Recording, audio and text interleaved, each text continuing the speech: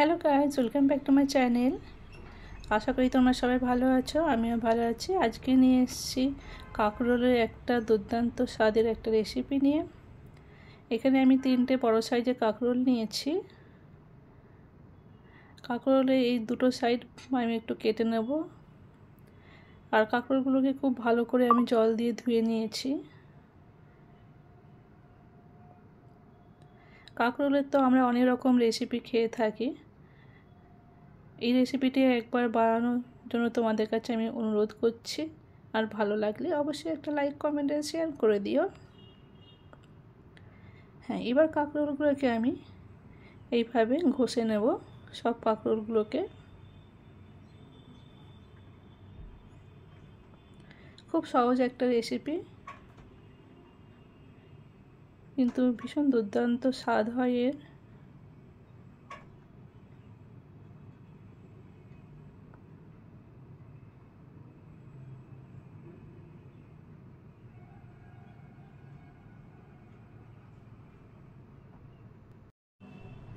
এইভাবে এই 3টে কাঁকরোলগুলোকে আমি ভালোভাবে ঘষে নিচ্ছি।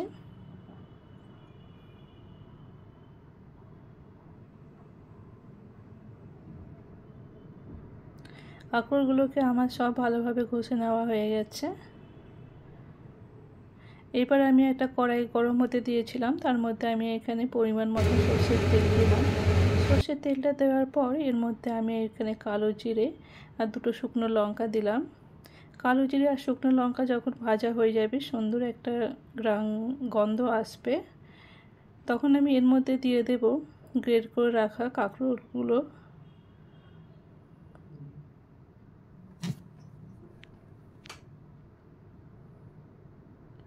কাঁকরোলগুলো দিয়ে এবার ভালোভাবে নাড়াচাড়া করে নিচ্ছি।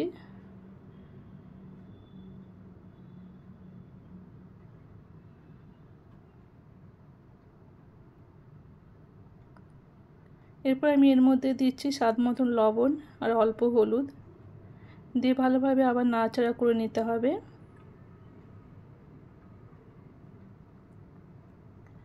নাড়াচাড়া করে নিয়ে কাঁকরোলগুলোকে ঢাকা দিয়ে দিতে হবে। ঢাকা দিয়ে কাঁকরোলটাকে সিদ্ধ করতে হবে 5 মিনিটের জন্য।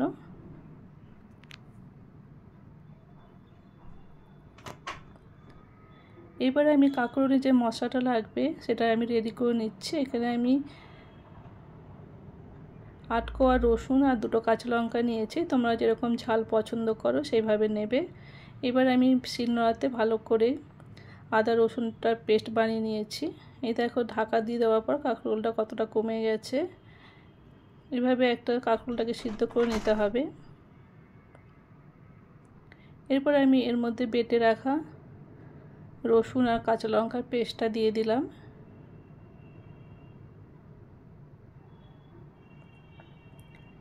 রসুন আর কাঁচা লঙ্কা পেস্টটা দেওয়ার পর আবার ভালোভাবে নাড়াচাড়া করে নিচ্ছি। কাঁকরোলটা যতক্ষণ না ভালোভাবে ভাজা হয়ে যাচ্ছে, প্রায় শুকনো শুকনো হয়ে আসবে, ততক্ষণ কাঁকরোলটাকে এইভাবে রান্না করতে হবে। এরপর আমি এর মধ্যে অল্প চিনি দিলাম। তোমরা যদি এটা স্কিপ করতে চাও তো করতে পারো, তবে হালকা একটু মিষ্টি হলে টেস্ট ভালো লাগে।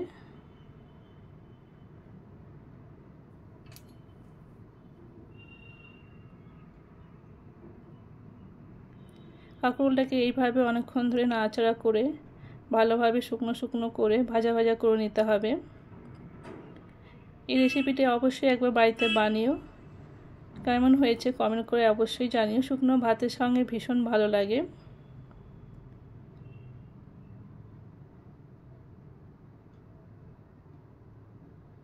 কাঁকরোল বাটা আমার একদম রেডি হয়ে গেছে সার্ভ করার জন্য। যখন দেখবে কাঁকরোলটা কড়াই থেকে ছেড়ে দিচ্ছে, তখন ভাববে কাঁকরোলটা রেডি হয়ে গেছে। গরম ভাতের সাথে এটাকে পরিবেশন করো। তাহলে আমার এই রেসিপিটি দেখার জন্য তোমাদের অসংখ্য ধন্যবাদ। আবার আমি চলে আসবো নতুন কোনো পর্বে নতুন কোনো রেসিপি নিয়ে। তোমরা সবাই ভালো থেকো। ওকে, বাই, টেক কেয়ার।